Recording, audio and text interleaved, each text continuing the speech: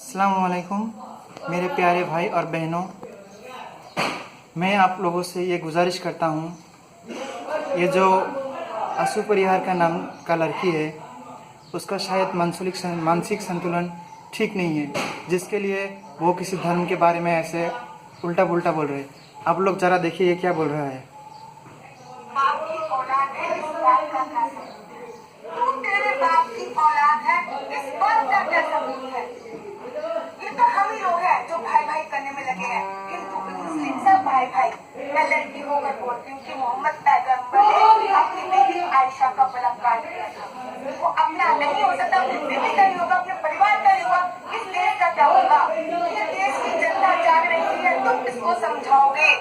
इस देश की जनता जाग रही है। तो आप सबसे मेरा ये गुजारिश है कि हम जिस धर्म के बारे में कुछ नहीं जानते हैं, हम उस धर्म के बारे में कुछ ना बोलें। ये जो आशु परिहार है, शायद उसके धर्म के बारे में भी उसे कुछ नहीं पता, और ये तो दूसरे के धर्म के बारे में बोल रहा है। ये इस्लाम के बारे में बोल रहा है, हमारे पैगंबर मोहम्मद सल्लल्लाहु अलैहि वसल्लम के बारे में बोल रहा है। इसको ये भी पता नहीं है कि मुसलमान इस्लाम में बलात्कार को मना किया है। इस्लाम में बलात्कार की सज़ा मौत है। तो मैं पहले तो आशु परिहार को ये पूछना चाहता हूँ, उसको इस्लाम के बारे में क्या पता है? What do you know Ashu Parihar about Islam? तुम्हें इस्लाम के बारे में कुछ भी नहीं पता तो तुम किसी धर्म के बारे में ऐसे नहीं बोल सकते हो। हमारे धर्म के बारे में, हमारे पैगंबर साहब के बारे में नहीं बोल सकते हो।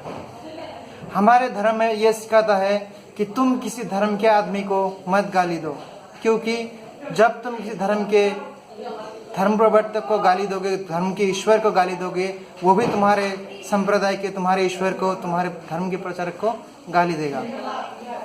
लेकिन ये जो आशु परिहार है, पता नहीं इसका मानसिक संतुलन ठीक है कि नहीं। Means she is mentally not fit. दिखने में तो लिखी पढ़ी लगता है, लेकिन इसका व्यवहार भाव चाप कुछ भी नहीं है। वो दूसरे आदमी को कुत्ता बोल रहा है, लेकिन जो वो खुद बोल रहे हैं लक्षण तो उसमें दिख रहा है कि वो शायद है वही।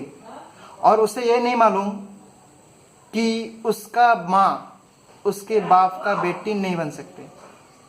जो वो हमारे प्रोफेट मोहम्मद सल्लल्लाहु अलैहि वसल्लम के बारे में बोल रहे हैं वो सरासर झूठ है। वो कुछ नहीं जानता। वो बोल रहे हैं आयशा रदियल्लाहु अन्हा उनकी बेटी है, लेकिन उसे ये नहीं मालूम कि वो उनकी बीवी है, और कोई किसी का बीवी का बलात्कार नहीं करता। ये तो सरासर झूठ है। अगर ऐसा वो बोल रही है तो उसका मानसिक संतुलन ठीक नहीं है। She is mentally not fit, क्योंकि कोई अपने बीवी को कुछ रेप नहीं कर सकते।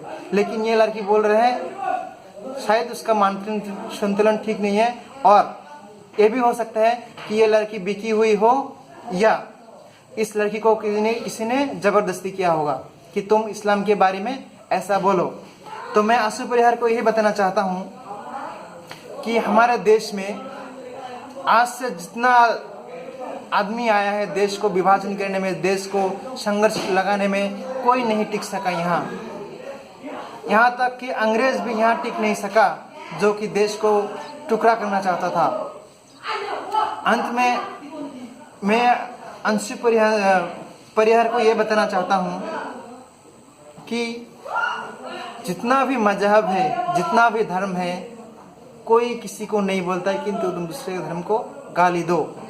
उसके लिए मैं ये जो बहुत कुछ शायरी बोल रहा या कविता, वो अपने आप को कभी समझ रहे होगा जिसलिए वो बोला, वो उसमें तो मैं उसको यही समझाना चाहता हूँ। बस 2-4 लाइन उसको बता रहा हूँ।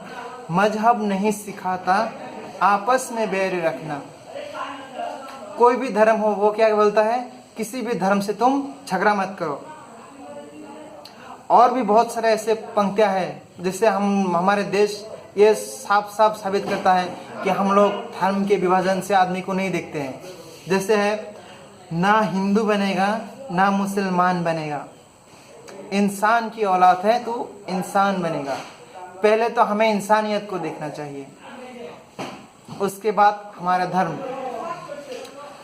धर्म इसलिए मानना जरूरी है क्योंकि धर्म हमें सिखाता है किस तरीके से जीना है, किस तरीके से क्या करना है। अगर धर्म नहीं होता तो दुनिया में सब कुछ उल्टा पुल्टा हो जाता, ना कुछ डिसिप्लिन होता, ना कोई रूल, ना कुछ रेगुलेशन। तो जो आंसू परिहार है वो 2-4 लाइन पंक्तियाँ बोल के अपने आप को बहुत बड़ा कवि समझ रही होगी। तो उसके लिए मैं खुद एक बनाया, फॉर इंफॉर्मेशन ऑफ आंसू परिहार। ए आंसू परिहार, किस बात का है तुझे अहंकार, तुझसे बड़ा बड़ा घमंड को भी हो गया बुरा हाल। इतिहास उठा के देख, नमरूद फिरौन की हालत, अल्लाह ने रख दी उन्हें करके बर्बाद। तुझे पता नहीं है कि अल्लाह के साथ, हमारे प्रोफेट मोहम्मद सल्लल्लाहु अलैहि वसल्लम के साथ आज तक जो किसी ने गुस्ताखी की है वो नहीं टिक सका,